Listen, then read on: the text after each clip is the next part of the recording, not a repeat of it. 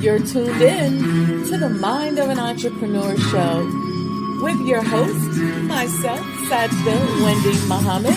I am a multi-million-dollar business developer. I have developed business and real estate around the world, and I want to share with you my mental strategies, my technical strategies, and how I made it in the world of business.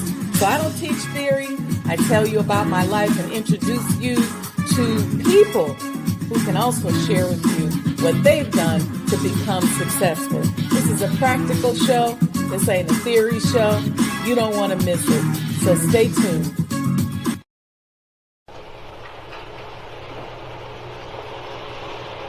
O Allah, guide me among those whom Thou hast guided aright, and preserve me among those whom Thou hast preserved, and befriend me among those whom Thou hast befriended. Bless me in whatsoever Thou dost grant me, and deliver me from the evil of what Thou hast judged. Surely Thou judgest, and none can judge against Thee, and he whom Thou befriendest is not disgraced. Blessed art Thou, O Lord, and exalted be Thee above what they set up besides Thee. I bear witness, nothing deserves to be served besides Thee, and I bear witness that Muhammad is Thy servant and apostle. Amen.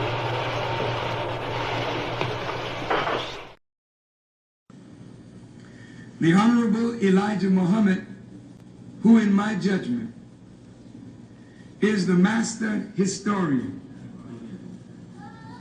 taught us that of all our studies, history is the most attractive, and it is best qualified to reward the researcher.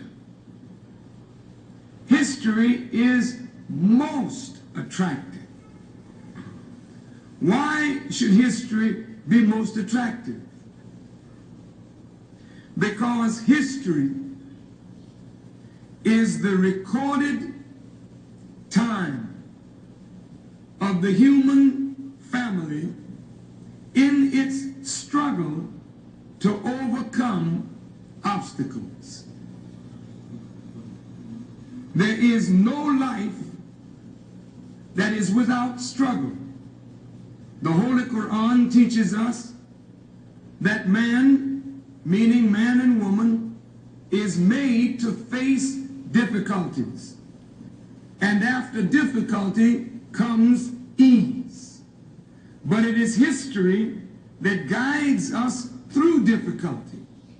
For if you know how people who had difficulty yesterday got through, and if your difficulty is somewhat similar, then today we also can get through if we follow the guidance of history. This is why Carter G. Woodson and many of our black giants fought for black people to know our history. Because in not knowing our history, we don't have a guide. And without a guide, we are lost. No wonder the Bible...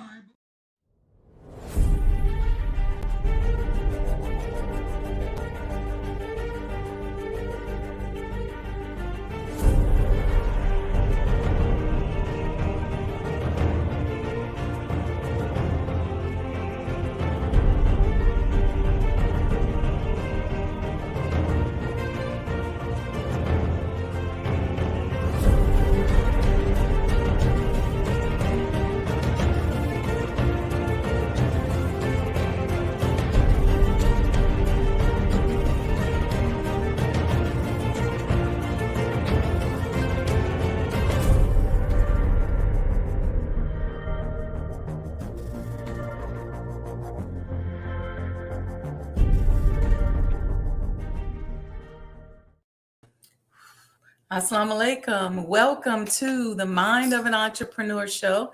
I am your host, Sajdah Wendy Muhammad, founder of the Honorable Elijah Muhammad House Museum, also known as Sajdah House. And tonight We are continuing a conversation around an article written by the Honorable Minister Louis Farrakhan in the Final Call newspaper entitled A True Friend. And to quote the article, the Honorable Elijah Muhammad is indeed a true friend of the Black man and woman, because his message is as relevant today as it was when when he was physically among us. He worked, suffered, studied, and constantly prayed for our rise.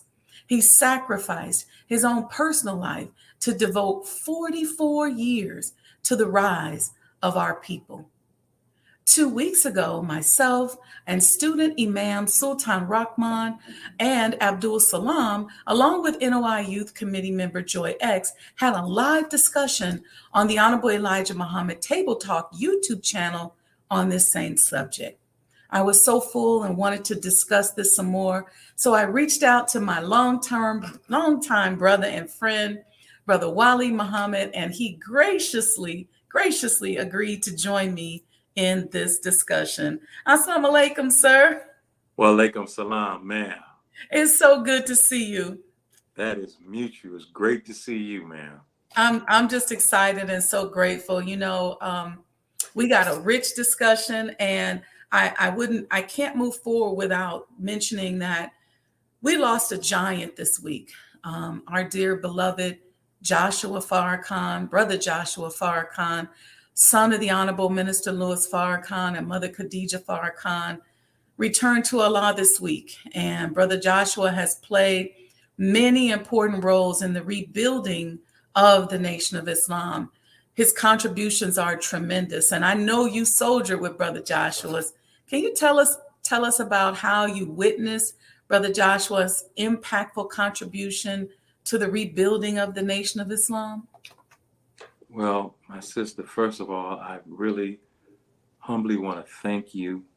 And I'm very humbled by your invitation to your show and your platform, and to find some way to be helpful to you in a great and noble work to restore the home of the greatest Black man who has ever walked among us. Yes. A man so important to the rise, not only to Black people, to every human being on this earth, though they know it not. Mm. I thank Allah for this opportunity to be with you. And I would like to say that, as the Honorable Minister Louis Farrakhan has taught me personally, that we never lose someone. Yes. Because they never really belong to us. Beautiful. He said they're only on loan to us from Allah. And if you are blessed to be a steward in that person's life, then that is the trust that God has given you over the sacredness of that life. Yes, Brother sir. Joshua Farrakhan Muhammad. Yes. Is such a pivotal soul in the rebuilding work of the Most Honorable Elijah Muhammad by his lead minister, the Honorable Minister Louis Farrakhan. Yes. It was Joshua Farrakhan Muhammad traveling on the road with his dad who decided to record the lectures. It was he who thought that maybe we should high-speed duplicate these tapes. It was he that stayed in the hotel room days after his father had went to the next spot to make sure that every soul that wanted a copy of that powerful, divinely guided message was able to get it. Wow. Joshua Farrakhan Muhammad is so instrumental in the work of the resurrection of the dead. Yes, yes. It was Yahshua, as I would call him, Joshua, who prevailed on his father for 2 years to get him to sit down and give the finest exegesis of the teachings of the Most Honorable Elijah Muhammad that we have, known as the time and what must be done. It was Joshua that did that. In fact, he really is the architect of what is now known as the Final Call Incorporated or Final Call Building. Mm-hmm. All that business came from the distribution of those messages. Yeah. The Honorable Minister Louis Farrakhan, in those days, he traveled night and day, taught 4, 5 different times in different cities. Mm-hmm. But those tapes began to bring fruit. Those tapes went to the college campuses. They went to the jails. They went every nook and cranny as he promised they would. That's right. Right? Yes, they did. Oh, man. So, no, we didn't lose him. Thank you for that correction. Yes. That's why in the prayer of the Muslims, we ask Allah to deprive us not of his reward. Yeah. He's gone. He's returned to his Lord, but we are here. Yes. You see? Yes. So Joshua, he ain't gone. Yes. Yeah, his remains are there. Yes. And we will celebrate his life, Allah willing, this Saturday. Mm-hmm. But boy, oh boy, oh boy, to meet him, woo, you had to be on your toes. Mm-hmm. So we thank Allah and praise him. Yes. For the womb that bore him. Yes. Mother Khadija Farrakhan Muhammad. And of course for his dad, the Honorable Minister Louis Farrakhan, as well as his entire family. You know, Joshua got such a long bloodline. He does. Himself. He does. The Honorable Minister Louis Farrakhan said to me, he said, brother, Allah wants a righteous man to repeople the earth. That's what I said. Repeople the earth. Repeople the earth. That's what he told me from his lips to my ear. Ooh.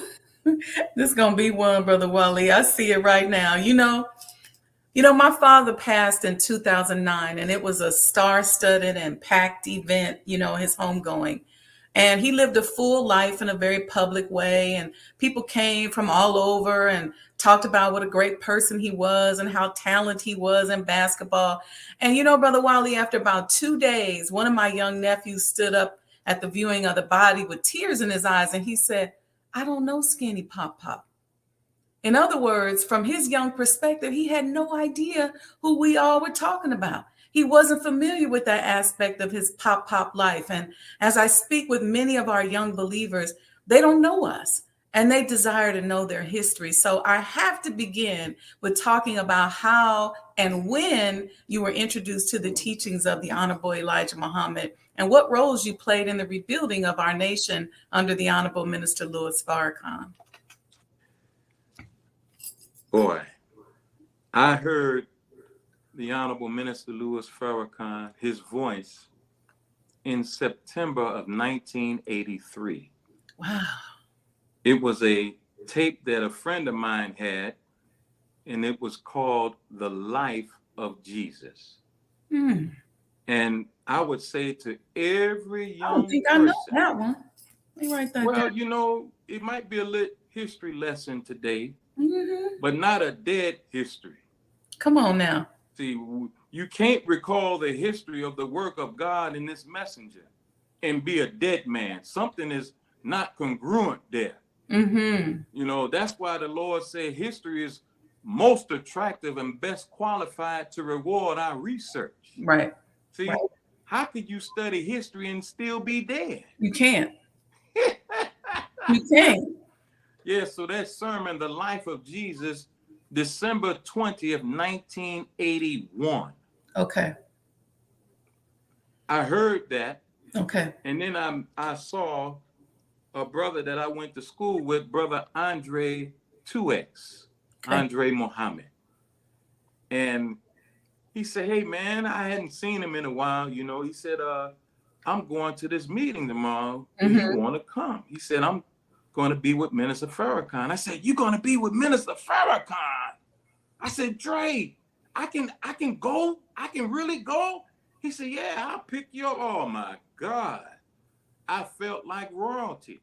Little did I know that he was on the then budding escort team, and he took me to Operation Push. Okay. It was December 10th, 1983, and the sermon the Honorable Minister Louis Farrakhan delivered was called Founders Day.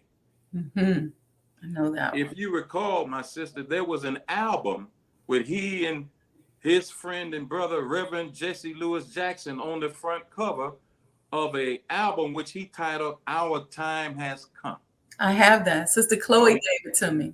All right. Well, Founders Day is one of the messages on that album. So when I heard him, I said, "Oh, I'm saluting. I don't know what to do. I'm so excited." And it took me 6 months to the day to get my X. Okay. But I was coming around all the time. You couldn't keep me out the Final Call building because in those days, some of the great pioneers were still around. So I would literally sit at their feet for hours and hours and listen to the exploits of the Most Honorable Elijah Muhammad and his helpers. I want to drink it all in. And last point on that, when I began to go to the study circle, the subject matter was crafted by Brother Minister Jabril Muhammad. And it was actually titled, Is It Possible That the Honorable Elijah Muhammad is Still Physically Alive? That was the study guide. So we came in on a high. You know, that was 83. I got my X in 84, and I tried to do the best that I could with my studies. And like the Honorable Minister Louis Farrakhan, somebody found out that I could talk. So they made me an officer. And I would teach a lot in the classes. And then Supreme Captain Ali, formerly known as Brother Frank, put me on the security team. And I traveled with the Honorable Minister Louis Farrakhan beginning in 1986, early 87. And I learned many, many things. And then after a while, sis, I have to say, I realized that I wasn't securing him because where he is the safest place on earth. Make no mistake about it. To you young men that's going to be watching and are watching, I know you want to be on security, but don't get it twisted, partner. The word security has the root word secure, which means to be free of doubt. You can't be on security and you carry doubt about the man that you say you following and the man that he is in fact representing. So that's how my journey began, if you will. Wow. Well, so you and I have an experience that we shared when the Honorable Minister Louis Farrakhan spoke in New York at the Jacob Javits Center. And somehow I got left by the secretarial staff at the venue along with all the charity. And I looked up and everybody was gone. I don't know what happened. And remember, that was a dangerous event. They was threatening us and everything. And I remember you came back in to check on me and you helped me get the charity to the Waldorf Astoria Hotel. We got stuck in the elevator. That's right. Remember, for like an hour or so. We was the weight of what you was carrying was so great, the elevator would not rise. It sank to the coil. I had this big old briefcase of money, and when we walked in that lobby, and all those white people was in there, and we got on the elevator, remember, it was crowded, and I thought they was trying to rob us. All I remember, Brother Wali, was I'm gonna fight, and I just walked in the suite with half my Vanguard uniform dirty, and I gave the money to Sister Sophia. I walked in like, remember that scene from Kill Bill when she came up out the grave? That's how I walked in the minister's suite. Everybody looking like, what the hell? Sis, but I ain't let that money go though. December 18th, 1993. You remember the date. Look at that. Oh, no. Let me give you some more backdrop. My then wife, we had our first child November 25th of that year. Okay. And so the next morning, now it is true, we weren't quite married for 9 months, but we were married. And I wasn't leaving. So the next morning, I'm in the hospital and my phone rings. It's Sister Sophia at 6 in the morning. Now, this is the day after Thanksgiving. I'm like, nah, I'm just telling you. In my mind, I say, well, Allah, you revealed it to your servant that we done had this baby and we ain't been married for 9 months. I'm done. So let me just take this call and just face it. Yeah. So she's telling me the minister wants to see me now. I'm like, urgent. 6 a.m. So I'm pressing. I put my suit on. I don't want to go see such a man like that in clothes I slept in. So I put my suit on. I get over there, and he sends me to New York. That minute, out the hospital bed with a certified cashier's check for $113,000. Where am I going? I'm going to the Jacob Javits Center to put the down payment on the event that you collected the money from. I remember when you came. I did not know that backstory. Yeah, he sent me to New York. He told me, I just don't trust the enemy, Wali. Will you take this to New York for me? He said, you tell that Conrad and Dennis that if you want to stay, put you in the finest that New York got.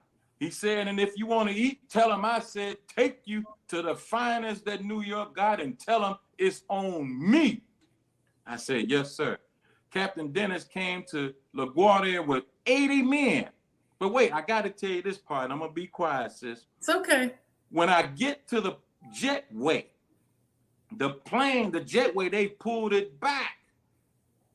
This is before 9/11. I'm late. So I tell the lady, and God Almighty is enough of a witness for what I'm about to say to you. I said, ma'am, I must get on that plane. I am on a mission from God. And she radioed the pilot and said, Mr. Muhammad is here. He said he's on a mission from God. He said, tell Mr. Muhammad that I will oblige him. And I walked on the plane going to New York, and all them kind of Jewish people was on the plane looking at me like, who is this? You know what? Stopping the plane to get on. Ooh, they was mean that weekend. You remember how they was threatening us and stuff? I thought they was trying to do something to us. Well, when we got stuck on that elevator, we had to climb through the top. You remember? Oh yes, I remember. We were stuck with a whole lot of money. Yeah, I remember vividly, but I also remember too. Well, if y'all gonna come get my sister, then you gonna get some today. You sure was that? And you know I ain't lying. This ain't no fabrication and no embellishment. No, you was like, we got it there though, and we got him his money back too. That's right. Praise That's right. to Allah. That's right. Man. So in this article, you know, we've been talking about the Honorable Minister Louis Farrakhan wrote, he single-handedly, referring to the Honorable Elijah Muhammad, he single-handedly, with tenaciousness of will and singleness of purpose, turned the language of America from the use of the word Negro, which means something dead, lifeless, or hard, into seeing ourselves as Black people, members of the Aboriginal nation of the earth. How did this reverberate throughout the Black community, in your opinion? And what is the evolution of this impact from the 1930s to today? Well, I remember reading an article by one of his helpers who has transitioned, Brother Minister Wali Muhammad, where he cited in his article called Farrakhan the Traveler. He wrote, he said that I was at the dinner table in 1957, where he heard the Most Honorable Elijah Muhammad say that I'm going to get my people to refer to them as brother and sister. 1957. A man come to rob you today. He say, hey, sis, I need that purse. He come to rob you today, bro. I need them pockets. You calling me brother and you robbing me. But the idea that we are family is predominant. We just have to now follow up with the examples of true brotherhood and sisterhood, and then our people will fulfill that which the most honorable Elijah Muhammad wants of them. Yeah. The impact of it is far-reaching. Right. Even the most boardroom, lip tucked in, tight pant brother, when you get them off in the cut, I don't mean to hurt nobody's feelings. When you get him off in the cut, you can call him brother and he won't act like he's indignant. Yeah. And I, like you, I've been in places, man, listen, I have no shame. Yeah. In fact, the Honorable Minister Louis Farrakhan said of this man, he said, everywhere you go, he said, on the radio, on the television, in meetings, everywhere you go, you lift up the teachings of our Father. He said, everywhere you go. Why? He is the most consequential man who has ever lived in the last 66 trillion years. Through him, we have the hope of being redeemed and becoming one with God. 66 trillion years. The minister wrote in the same article, Brother Wali, he said he turned our hearts towards Africa and our brothers and sisters in the isles of the Pacific, Central and South America, and the Caribbean. He, more than any religious leader, is responsible for causing us to refer to one another as brothers and sisters, as you mentioned. And from this, he tied us, this is me talking now, to 4,400,000,000 of our brothers and sisters around the planet, identified our family and our ancestry, which dates all the way back to the Creator himself. How has this impact changed the trajectory of Black people in America, in your opinion? And why is this so important? Well, that's a great question. And forgive me, I get excited, sis. I don't mean to be rude, but okay. I get to moving and bopping because, you know. Don't move and bop. It's okay. This is, what else is there to talk about? See, when you're talking about a man who has made a difference in the lives of every human being on earth, and we can prove that in no limit of time. Come on. From the health world, now you hear them saying intermittent fasting. Now you see the fella that's over WWF talking about he took a 3-day water fast. Right. You know, what are you talking about, a 3-day water fast? You don't want to give the credit to who is due. You weren't talking about fasting and its benefits before the most honorable Elijah Muhammad. You weren't talking about UFOs. You knew a little bit about them, but you still called them UFOs. He never called them that. No. He drew it on the blackboard in the 30s. And they came and arrested him in 42. They did. Now with Africa, he gave it to us in the lessons that he gave us called Supreme Wisdom Lessons.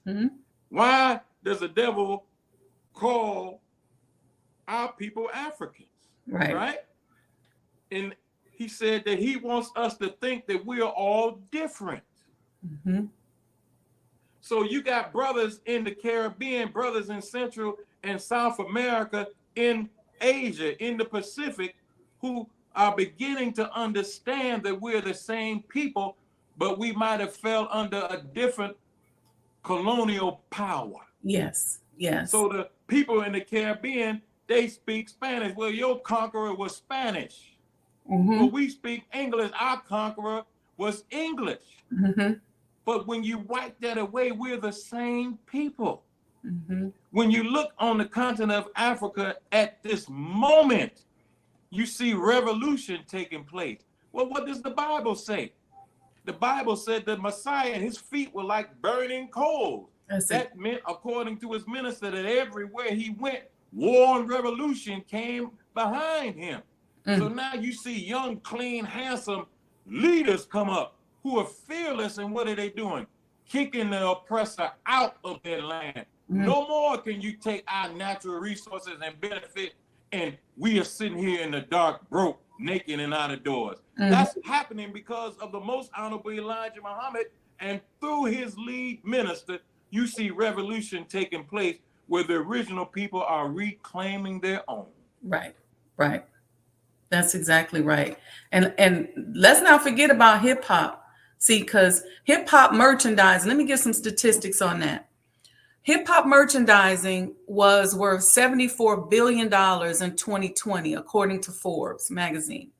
Forbes' top earning hip hop acts collectively made nearly $300 million in 2020. There was a Nielsen study that showed that in 2017, 31% of radio listeners preferred hip hop. And in 2020, 23.3% of worldwide music album sales came from hip hop or rap music.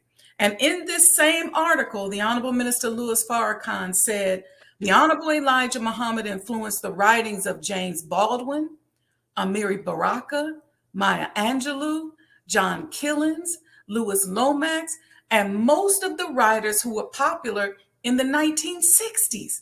His influence is seen today in the writings of Toni Morrison and Alex Haley. His teachings inspired Alex Haley to do the research that led to the book Roots. He influenced playwrights and poets and musicians.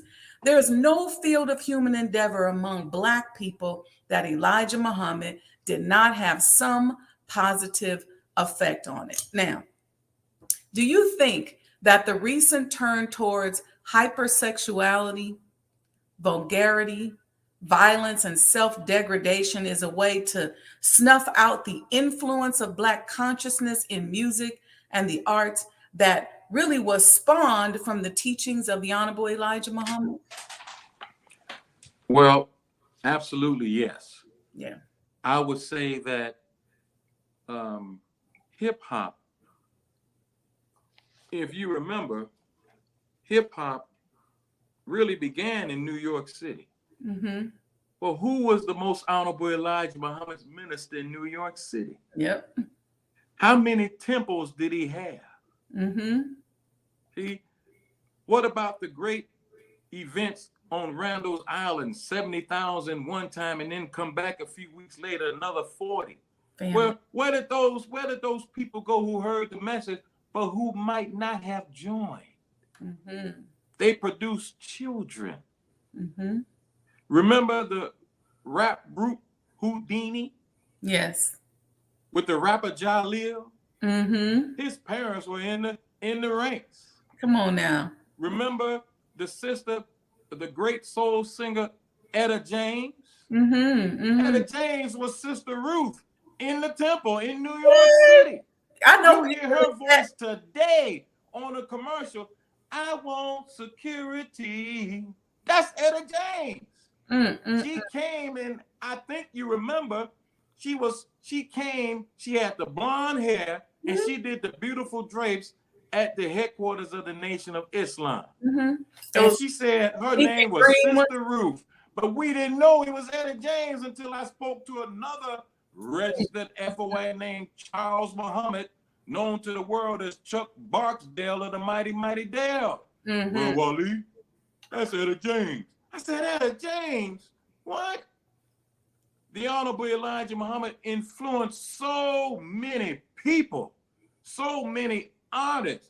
So hip hop, the enemy knew, because of the work of his minister on the college campuses, he knew that if you don't stop hip hop, he would have that whole generation taking them to his teacher. So what did he do? He sent in gangster rap. He sent in beefs, East Coast, West Coast beefs. Yeah. They don't know that Ice Cube wanted to be an FOI. Yeah. His assistant brother Ron is an FOI, and Cube wanted to join the ranks. And the Honorable Minister Louis Farrakhan told him, brother, you will be a better help to me out here Yes. than in the ranks. Mm-hmm. So look at all of that influence of the Most Honorable Elijah Muhammad. You got the great psychologist, one of the greatest ever, a brother by the name of Bobby Wright in Chicago. Bobby Wright coined the term menticide, the systematic attack on one's belief systems, mores, norms, and values. Bobby Wright, from the Most Honorable Elijah Muhammad. Come on now. See? Then you got who? You got ICL Ben Israel, registered FOI. You got Tom Joyner, Tom 48X, Joe Tex. Joe Tex. He reached and touched every strata of black thought. And his ministers who delivered his message rocked the nation. Marvin Gaye was this close to becoming Marvin X. Didn't Joe Tex become a minister? Yes, ma'am. He most certainly did. He most certainly did. And of course, you got Muhammad Ali and Minister Malcolm. So that New York movement is the womb that produced hip hop. It's undeniable. Look at the early days. Did you remember when Public Enemy and Chuck D performed on the stage at Mars Mariana? Yes, I do. You remember? On the stage. Fight the power. Fight the power on the stage. I remember. At the Holy House. I remember. Remember that 8-day celebration when he recaptured the Mars? He had people like Roy Ayers, Queen Latifah, Big Daddy Kane, Dougie Fresh. All of these people came who are of the hip hop generation, minus, of course, Brother Roy Ayers. But where did they come from? Who were they listening to? What guidance were they getting? You got Public Enemy. You know, they got the great Khalid Abdul Muhammad on Night of the Living Bassheads. That's right. Then you got Minister Ava Muhammad on another one of their top songs. That's the Most Honorable Elijah Muhammad. You can't get away from him. X-Clan, all of them.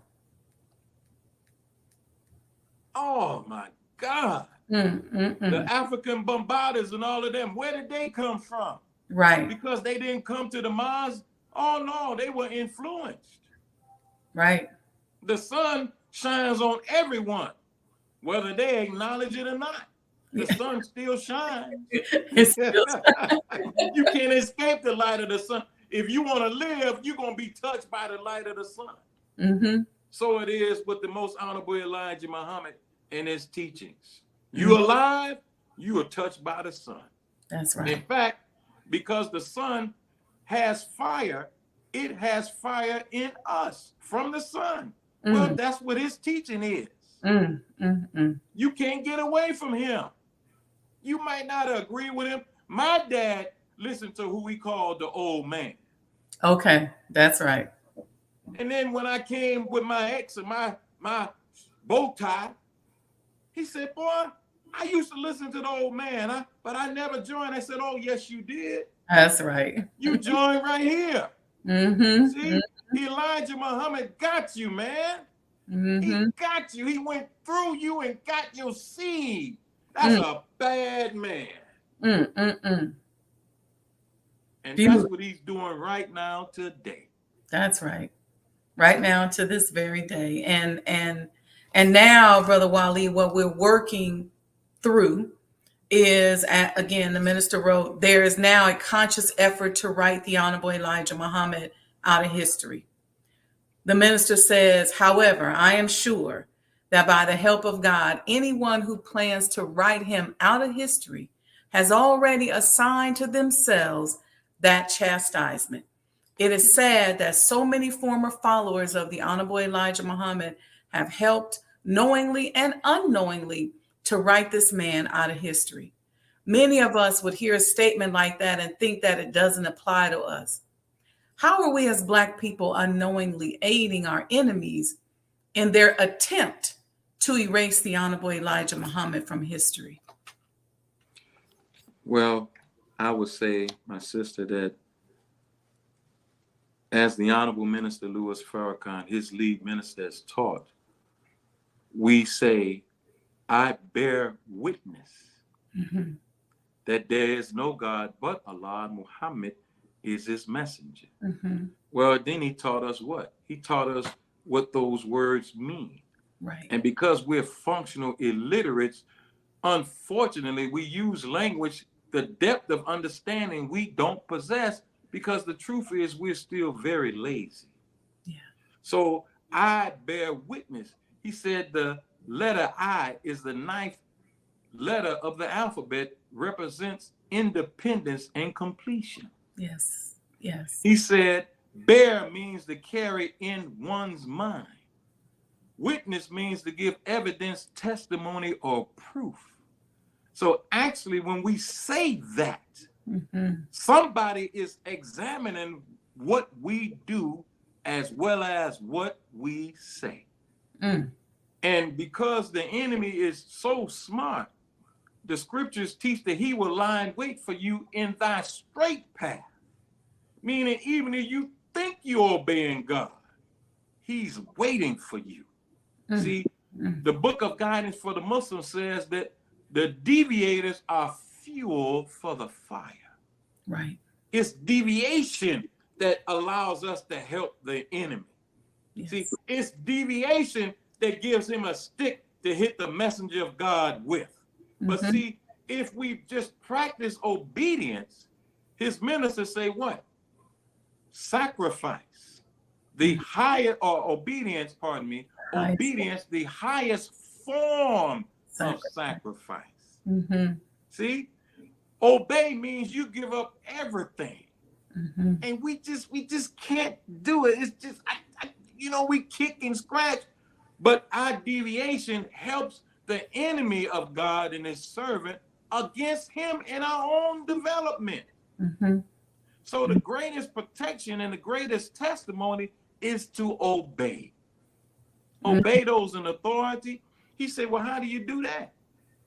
We Muslims, we got lead in our foot. Any resemblance of anybody on the screen is not a coincidence. We like to drive fast. But the Honorable Minister Louis Farrakhan said, you have to practice to learn how to obey God. He says, so you practice by obeying little laws. Right. Stop at the stop sign. That's right. Drive the speed limit. See, those little exercises are helping us to practice to learn to obey the bigger law. Because the enemy's law, his understanding of it is based on the Holy Quran. It's called Sharif. Well, his top lawman is a sheriff. So this is his understanding of divine law. So you're not going to get to God, the big lawgiver, and you don't practice little laws. Right. So our deviation, again, is fuel to keep the enemy in his fervent attack against the most honorable Elijah Muhammad. In fact, our deviation is helping him write the script of writing him out of history. I would say that.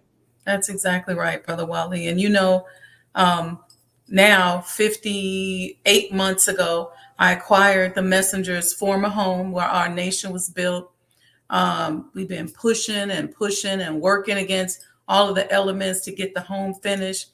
We're about the minister said, $500,000. I keep giving the exact figure. He says, sister, you need another 500,000. And so we're working to raise that. And one of the biggest challenges, Brother Wali, is getting our people to place value on our history, both inside the nation and outside of our nation. And so that's why I've now just taken up the mantle of being a preservationist of Black history, of Chicago Black history, of history that is important to our very underserved community. And so I always like to ask people like yourself, what came across your mind when you heard about the acquisition of the home and when you found out that it was your little sister whose life you had saved so many times? Well, I was very happy, and I knew that you must have knew that Allah was with you, because it's a gigantic undertaking. Mm-hmm. I, in my attempt to follow his minister, I witnessed many things of manifest opposition. Mm-hmm. I heard him put it like this. He said, if you want to know about a man, don't look at his friends, look at his enemies. See? So what you undertook mathematically on paper, it looks like a little thing, because it's really not a lot of money. Yeah. It's not a lot of money. No. So what is the problem? The problem is that the people who have benefited from the Honorable Elijah Muhammad and his work are ungrateful. Ooh. And that ingratitude is rooted in their ignorance on how that one man has impacted every aspect of their life, but they don't know it. Yeah. So the job of those who claim to believe is to help make the people know. You got this in the Bible. Yes, it is. Jesus was talking. You kind of kick me if I get out there. I'm going to get out there.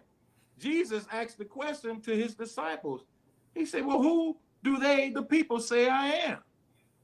And they say, well, you this, that, and the third. And then Jesus looked at him. And he realized then that it was not the problem of the people. The problem was the disciples who claimed to be with him. Ooh. Ooh. Are you listening? Yes. So then he asked another question. Once he realized it was him, he said, well, who do you say I am? And then everybody else had to shut up, and only Peter spoke. Thou art the Christ, Son of the living God. And then Jesus said, and flesh and blood has not revealed this unto you. But nobody else was talking no more. And you got this same picture in the Holy Quran, the book of guidance for the Muslims. It says, and when Jesus perceived disbelief, perceived don't mean he was guessing. Perceived don't mean he was figuring it out. Perceived meant he knew by intuition, innately. He perceived disbelief. Then he asked the disciples, he said, who will be my helper in the cause of Allah? Right. But look at the answer that they gave, sis. They said, we are Allah's helpers, and bear thou witness that we are of the submitting ones. Well, wait a minute. They bypassed it. If Sister Sajdah is rebuilding the house, and you say, Brother Wali, will you help me? And I say, I'm going to help Allah. Whoa, partner, hold up. Allah working through me. I asked you the question. How you going to skip me and go to God when I'm the door by which you enter? Isn't Jesus called the door? Yeah. The book of guidance for Muslims say, what man enters a house except not through the door, except he be a thief? So the problem that you're having is really the weak testimony of those who've been impacted, whether in the mosque, out the mosque. It makes no difference. Right. All of us owe a debt of gratitude to this man. Look at what he was giving us in 65. Look at what the Muslims want. Yeah. You're talking about police brutality and mob beatings in 1965? What? That's right. What? We have to do a better job. We do. Of lifting up the value of what he gave us. Yes. We have to help his minister to do this. Yes. So yeah, it's a hard job, but you know, Allah lays not on any soul a burden or a duty beyond this scope. You just didn't know you could do it. Yes. You didn't know. No. You say, "Oh man, what's this? I done got into. I'm out there now. I can't back out. I'm trapped." But your help is here. Your Yes. help is present. You'll see. The Honorable You'll Minister see. Louis Farrakhan told me to not worry about, it was the first thing he said to me, one of the first things. And Sister Letha's in the chat, she was there. And he said, don't worry about where your help is going to come from. And it freed up so much because it allowed me to just flow. And, you know, he recently told me just focus on yourself. And so I've been really focusing on just cleaning up myself as a conduit. And, you know, I now live in this metaphysical world, Brother Wali, where it's, you know, I'm used to it now. It's always something happens. Sometimes at night I'll say, Allah, y'all gonna let me sleep tonight? But sometimes you may see me online, I look a little sleepy, but they're always coming. I just, you know, I flow with it. I'm no longer married to that schedule of saying, okay, it's 10 o'clock, I gotta go to sleep. If they got something that they want to put on my mind, or if they wake me up 1 o'clock in the morning, if Allah says, get up, pray, and meditate on this. And so then I just allow myself, and allow is not the right word, but I have to say that from an egoic standpoint, I have to use the word allow, because the ego always wants to push back and be special. Well, the Bible said if Jesus knocks on the door, you gotta open. So it is allowed. Yeah. It is allowed, because you could say, no, I'm not, we ain't buying today. That's true. No. But you know, when he got you, sis, notice the words of the Honorable Minister Louis Farrakhan. He didn't say don't be concerned. He said don't worry. He said don't worry. And again, we are functional illiterates, not you, absolutely not you, but we have gotten so lazy because the words of a divine man we don't pay good attention to. Mm-hmm. A man who is the representative of the greatest man who has ever lived. Yes. Well, I know the teachings, brother. What are you talking about? Ain't nobody that's in the circle of 24 come for where the most honorable Elijah Muhammad is. No. Now, if you want to go there with me, please come on. No. Because I'm going to do you like this. How you want it? 1 to the chest or 2 to the back of the head? Because you're going to get it. You're going to get it. Mm-hmm. Because this man here took a process that was designed to last for hundreds of years. Yes. To reconcile man with God is a 1,000-year process. Go back and get one of them saviors that he was talking. I think it might have been 64, 65. Okay. He was talking about Muhammad Ali. He said, I think he said they wanted to mess up that pretty face of yours. Yes. He said, but Allah and myself said, no, stop. Yes. Yes. When does a messenger say something with Allah? When you read the Quran, that's Allah telling the messenger what to say. He said, say this, say that. Yeah. When does a messenger say with Allah? See, we sleep. You can go and read, Our Savior Has Arrived. He tells the Arab world, prepare yourself for all that you hear coming from the mouth of Messenger Elijah Muhammad. He wrote the book in 74. I think it's pretty clear now that he knew when he was going to not be among us the very date.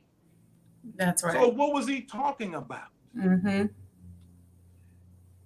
His ministers say that he told him when he got the house on Woodlawn, he said, Muhammad not going to be sitting up in this mighty fine house with his with his feet propped up. He gonna be working to put the whole 17 million in a house just like this. That's right. That's what. Well, you bought it in 72. You knew when you was leaving. So what Muhammad was you talking about? Mm-hmm. Anybody that ever met him, they'll tell you that he could tell them things about themselves and their future. Yeah. How did he know? Yes. How was he able to buy farmland in the 60s? Mm. My family is from Bowler G, Alabama, Greene County, Alabama. Mm-hmm. He bought 5,000 acres of farmland down there. Wow. They tell me that the soil is so rich, it's second only to the Nile Delta in fertility. Yeah. I remember the minister talking about states and what states we would want, and Alabama was one of them, remember? Yes, ma'am, I do. Mm-hmm. And Mississippi. And He called it Miss Slippy. Yeah.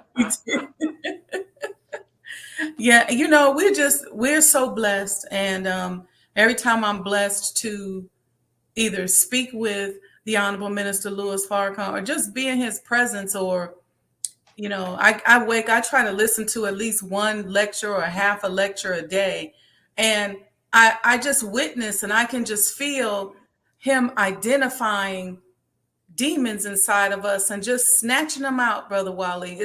It's just phenomenal. It's stuff you didn't even know was there. He'll ask you a question and then just shoot. And next thing you know, you might get off the phone or walk away from the lecture or turn the TV off and say, wait a minute, something just changed. I'm a little higher than I was when I first started listening to this. Something's different. And so for me, my love for them is so great. And I traveled all around the world, Brother Wali, and I used to have this thing called my Jesus Within. And so I would think about, because, my only connection to the Honorable Elijah Muhammad is through the Honorable Minister Louis Farrakhan and his love. And so I think about how much I love him, and it conjures up a feeling in my heart, a feeling in my solar plexus and in my body and in my mind. And so I can call that feeling up at will outside of his physical presence. And so whenever I need him, I call him up like that.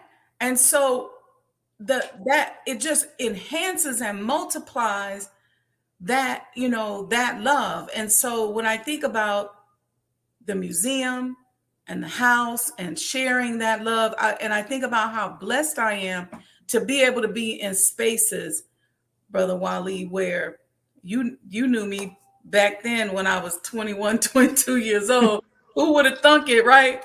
When Brother Kamal said I was so skinny I could hula hoop with a Cheerio and I need to eat more than broccoli every day. I'm the little one in the office that Brother Wazir is drilling and about business, but I'm just grateful. I'm grateful. I'm grateful, to my parents for preparing me for that. And I'm just grateful for the way that Allah moved into and interfered in my own affairs, or what I thought was my little affairs. And that the Honorable Minister Louis Farrakhan accepted me in his circle as he accepts everyone else. But I just felt like I just had a special trail. And I'm grateful to just have you on the show today because you were there at the beginning, at the inception. And some of those old stories, if I tell them, I say, look, I know one person can bear witness. That's Captain Jack. He know. Brother Wale know. That's what we called him back then, y'all. For those who didn't know, Captain Jack. And Captain Jack was like you was like the protector. You would just come and check in. And like I said, I still be at the Javits Center and came and checked. But you came in, you said, sister, everybody's gone. Why are you still here? And I'm thinking to myself, what? You said, well, let's go. And it was so dangerous that weekend. I'm just grateful for you. So I just want to, not just for that, but for your steadfastness, the way you always bring the spirit, and just for being a witness bearer. I can say that you're a witness bearer of my life as a Muslim woman. Praise be to Allah. I'm honored to witness the little bit that I have seen of you. Yeah. And really the indefatigable spirit that Allah has given you. Yeah. And you love those men because you love the word. Yes.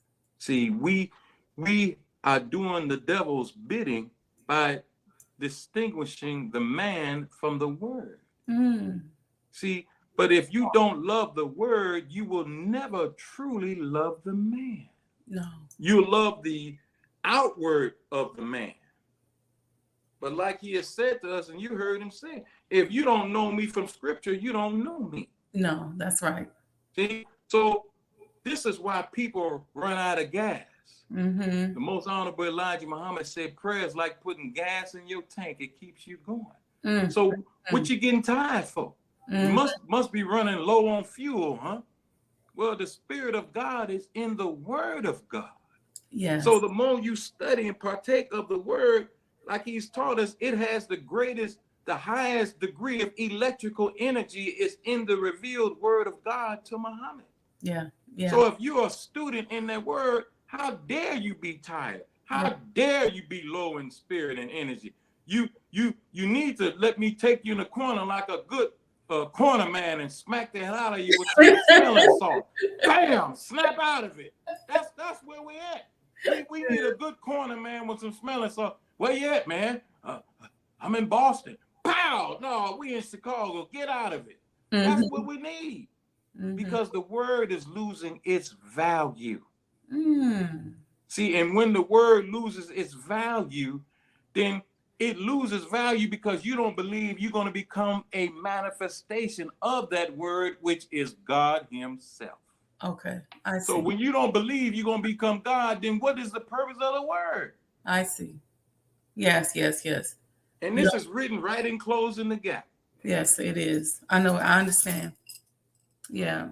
Thank you, Brother Wali, for joining me tonight. And we're going to raise this last little money and have us a good time finishing up this museum. I've done all the heavy lifting.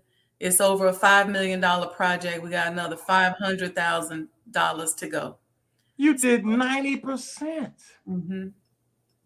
Oh, well, when I get back there, Allah willing, we're going to knock on some doors. Yes, sir. I'm and right. I know what doors to knock on, too. Okay. And they're not going to tell us no. It's going to only just be how much. Because really, one person I know can write the check and you be done. Let's do it. What are we waiting on? Let's All of these people who have benefited in the business world.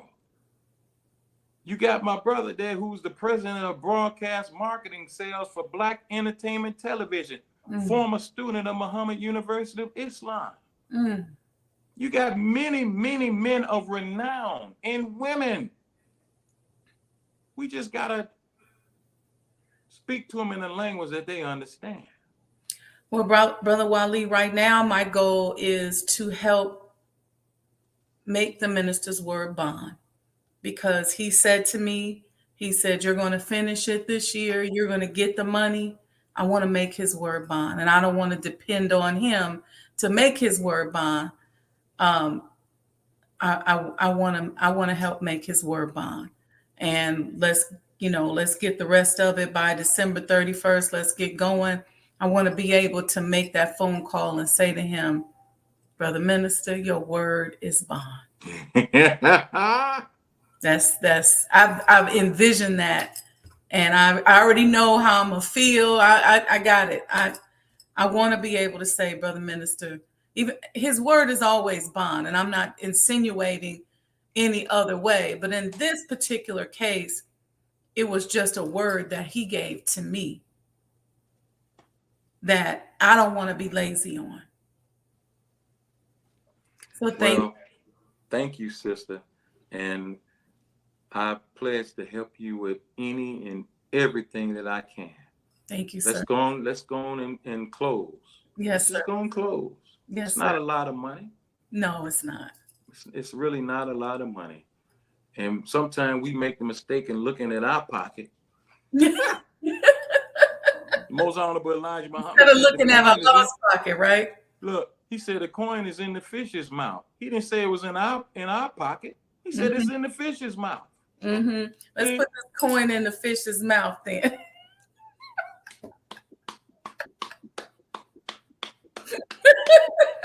Yes, ma'am. Thank you, Brother Wali. Safe travels back to the Shy, back to headquarters. Inshallah, I'll see you this weekend. Yes, ma'am. Inshallah. Inshallah. Thank you. Thank you for the honor, Sister Please Sajdah. give your family the greetings. I will. You do the same, and you tell that Sister Letha She right in here. I see her. that we love her and ain't nothing she can do about it. You see her Ain't nothing she size can and do about it. everything.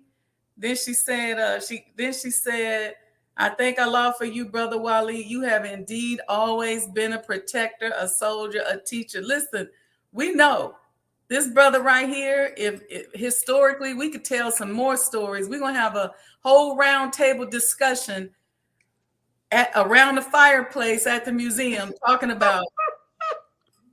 You know, that term fireplace always made me laugh because the Quran talks about on the brink of a pit of fire. So I always knew that's really what he meant. Assalamu alaikum, Brother Wali. Yes, salam. Thank you. Thank you. See you soon, inshallah. All right. Oh, man, what a wonderful show. Thank you all. I see y'all in the chat. I see Sister Aletha. She got the faces and everything. And let's see who else we got in here. Brother Victor said, thank you, Brother Wali, for a wonderful visit. And Sister Sandra says, alhamdulillah, thank you.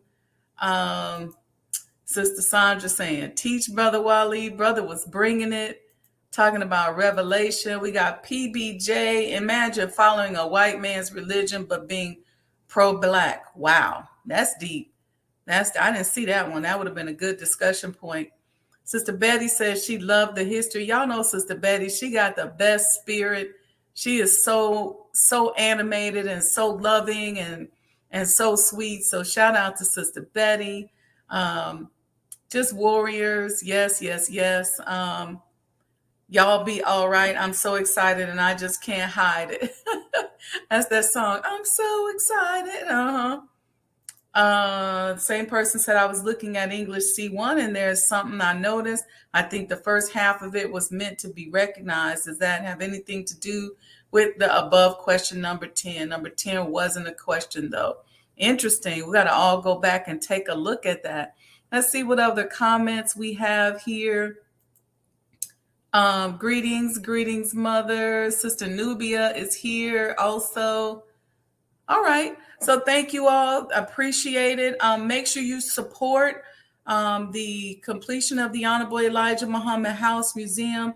Look at Brother Torian here. He said, excellent interview, wonderful show. Sister Dawn is here for a beautiful discussion. Sister Dawn is one of our experienced reps. So you can go to supportsajdahouse.com. It's going to give you all the different ways that you can pay because I like to make it easy. You all know when I coach you, I say, make it easy for people to pay you, okay? So it gives you all the different ways in which you can donate and which you can support. Of course, buy the coin, get your commemorative Elijah coin. Right now, we're having a Savior's Day sale, which we're going to continue through Savior's Day. Inshallah, we sell out by December 31st. But you just got to use the discount code SD24 at sajdahouse.com. And there's other ways. I put the Cash App in there. There's Zelle. There's sponsorship opportunities available if you want. But take a moment right now, tonight, this evening, and support the completion of the Honorable Elijah Muhammad House. Again, thank you for joining us. May Allah bless each and every one of you all. As you all saw, Brother Wali mentioned, and we mentioned early, that the Janazah services for our beloved Brother Joshua Farrakhan are Saturday at 10 a.m. at Mas Mariam. You probably seen that posted. I think the final call, Brother Russell had it posted on Instagram if you need to go and see it. But with that, family, also Black Friday is coming up. Make sure you buy Black Muslim and buy Black on Black Friday. So we're going to get out of here. See you Saturday morning, 6 a.m. for the Sajdah Saturday Morning Coffee Talk. We are on episode 11 of The Proper Handling of People. Thank you all. Assalamu alaikum.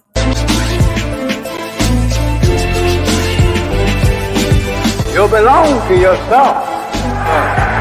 You're an independent people, created from the nation of free people. Yes, sir. You don't need to go nowhere but to yourself. Yes, sir. There will be a great separation. Yes, sir. So I said, it is on now. The college is meant to prepare you for your future. That the time dictates that if we don't do something for ourselves as a people, we will be destroyed. And the aim of the enemy right now is to take us out. We have God with us. We have Him as our guide. Yes, sir. We don't have to stand around here and ask the question, what must be done? Yes, sir. Get up and let's go and do something. Yes, sir. We cannot sit down. We cannot lay down. Yes, sir. We must get up. Yes, sir. And go to work. Do you know what real joy is in life? Visioning something and bringing it into reality.